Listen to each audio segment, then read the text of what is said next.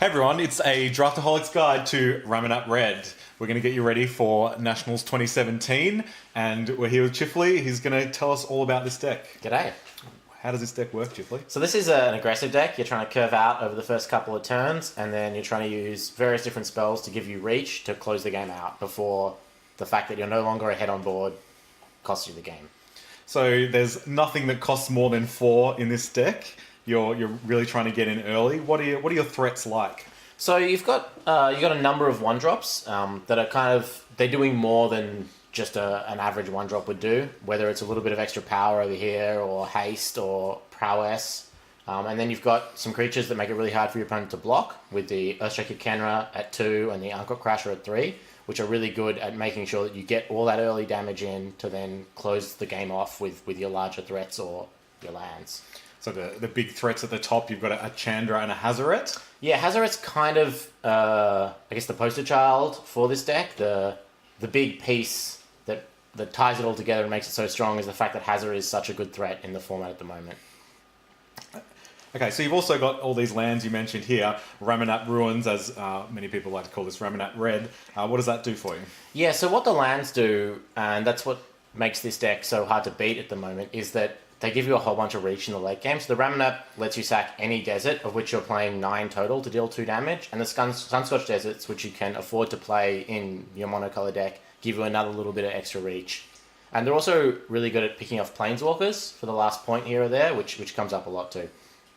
So, what is this deck good against? What are you going to win? How are you going to win with this deck? What's the best matchup? So all the decks that are just trying to play creatures in the first couple of turns, but not from turn 1, and their creatures don't immediately impact the game and actually get blanked by your Earthshaker Kenras and your Crashers, you're really good against those kinds of decks because they can't trade their creatures off, they fall back behind on damage, and if they don't have main deck life gain, then you're just going to kill them because you've got so much reach. You're also pretty good against a lot of the slower decks because if they don't have life gain, it's really hard for them just to beat your deserts going long.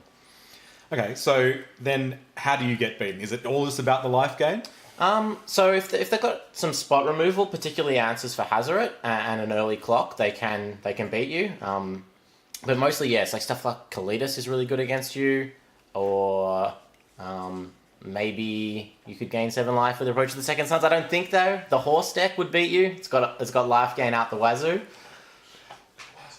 So if you come up against one of those decks, you've got a few sideboard cards. What would you bring in to help shore it up? One of the strengths of this deck is that it's got this go big sideboard plan that really helps against decks that are trying to stymie your early aggression and just gain a couple of points of life. So you've got the extra Chandras, you've got the 4th Hazaret if you need it, you've got the Glory Bringers, you've even got an extra land to help you cast all of that, and that land can draw you some cards in the late game as well. And so it really lets you go over the top and transform into this kind of slower, bigger deck that still has a lot of reach. All right, and in the last few slots in the sideboard, you've got a Sand Strangler and an Ethersphere Harvester, as well as a PNLR. When would you bring those in? Yeah, so this stuff down here is for the mirror mostly. So you got the life gain, you got those extra bodies, and just like the premium removal spell for the mirror. And the Sand Strangler is really nice in some of the grindier matchups where you want basically a 2-for-1. You know, you can kill a snake out of green-black snakes, and then you're left with a 3/3 that's a reasonable-sized body against them. Okay, so how many people do you think will be playing this at Nationals? It seems like it's a pretty popular deck. Yeah, I would expect this to be, if not the most popular deck, you know, in the top 3 and pretty close in percentage-wise. You know, Teamer Energy's been on the rise at the moment, so it could be the most popular deck, but I wouldn't be surprised at all if this was 20 or 25% of the field like it was at some other recent events. All right, excellent. Thanks a lot, Chifley, for going through this. And people at home, if you want to kill people as fast as humanly possible, then this is the deck for you.